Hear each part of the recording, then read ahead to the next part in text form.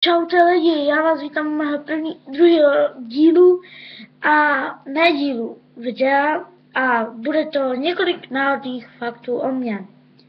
Nemám rád, když mám otevřené dveře, tak neusnu prostě. Nemám rád teplý polštář. Nemám rád, když někdo jde spát a třeba nechá rozsvítit, to nesnáším, to musí mít nezasnout.